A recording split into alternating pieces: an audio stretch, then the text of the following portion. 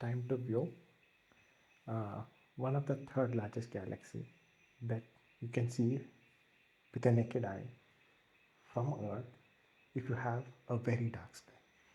This galaxy is called Triangulum Galaxy, and the object name, the Messier name.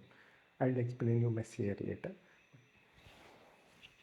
The Messier name for this galaxy is M33. So this galaxy, so I'll call, rather than saying this galaxy, I'll call it M33.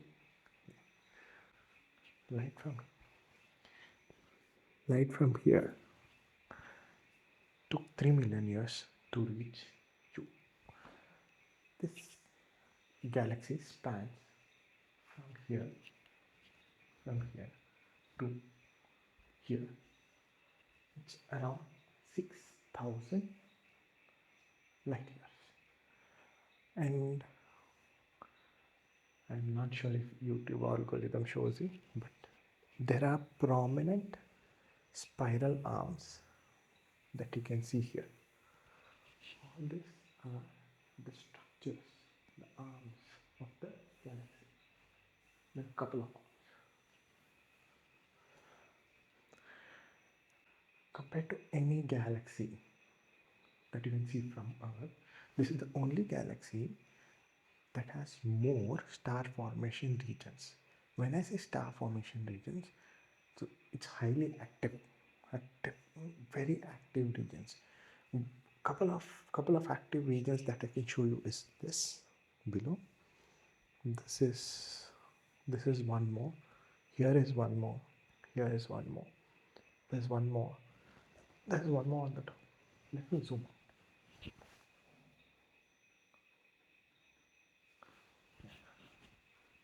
This is one. So all these regions are highly active and star formation regions. I've not done justice to this image. I've collected only 27 hours worth of data. So this, I need to put more hours. The 27 hours data that I've collected was done using my Celestron C9 telescope. This is a very big telescope, very heavy. Probably I'll keep it aside.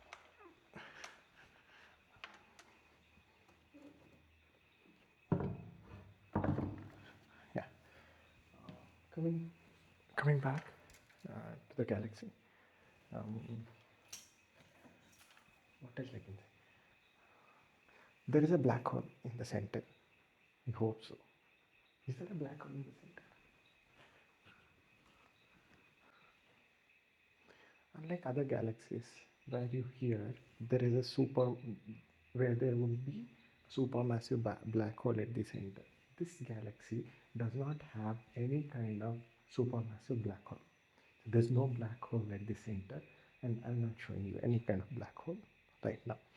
So this, and like people don't know, people actually don't know why some galaxies have black hole at the center, at the actual center, and some don't. So when it comes to Andromeda or any other galaxies, they have a supermassive black hole at the center. For Andromeda, it is Sagittarius A.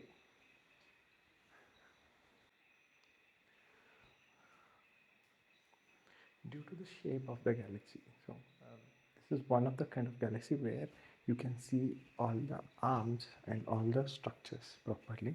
So this played a crucial role in identifying dark matter. So people talk about dark matter. I'm not sure how that works, but this galaxy helped us to say to prove the existence of dark matter. I'm not going to show you dark matter right now.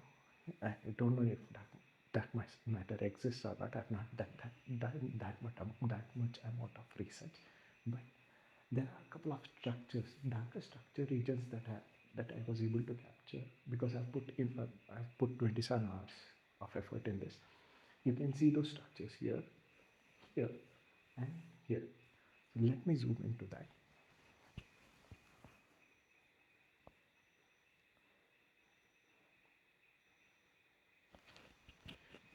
Just like my shadow, just like the shadow from my hand is just like the shadow from my hand reaching here, reaching here and showing you uh, reaching over the image. There are gas structures. There is dust made up of starburst, dust made up of billions of um, any material. I don't know the tons of material, whatever material that's forming these regions, mostly hydrogen, oxygen, sulfur, whatever it is. So all those emissions, all those dust particles have come on the top, and those are responsible for this dark regions that you can see. All these dark regions.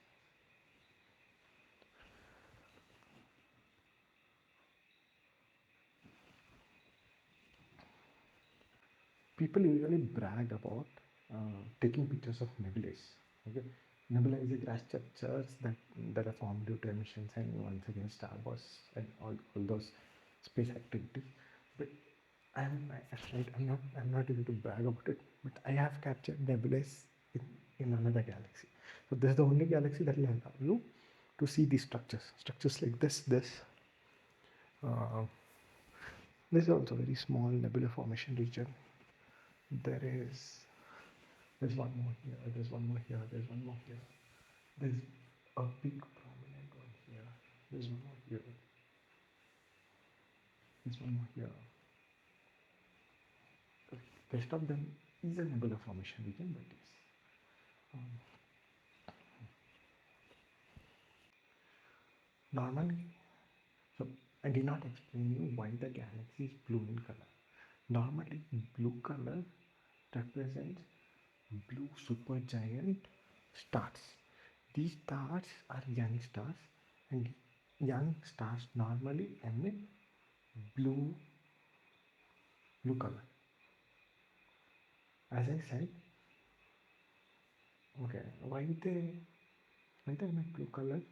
Okay, this question I have to answer myself. I have to find the answer for this, but they emit blue color, and they are newborn stars. Okay, so they are newborn stars, and these stars give this galaxy a glowing blue color, the prominent blue color, which means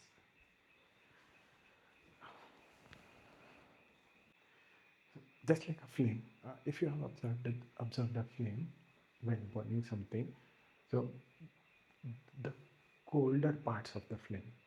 When I'm saying colder parts, they are hot for us, but for the flame, in the perspective of flame, the colder parts burn with red and orange color. Okay, the hottest part of a flame would be blue in color.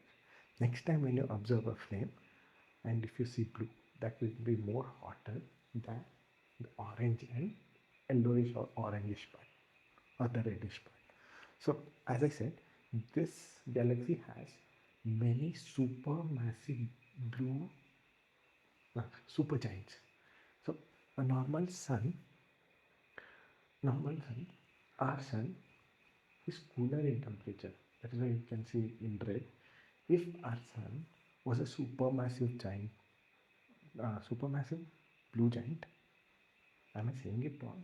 Okay, um, maybe I'm saying it wrong. But if our sun was a super giant, and it would burn in 10,000 plus Kelvin temperature, then it would emit all this blue color, just like a sky. As I have photographed the third largest galaxy in the in our observable universe, in the next video you will see the smallest galaxy, not the smallest galaxy that I have taken a picture of. and I would love to explain you about this in some day. So, dropping off.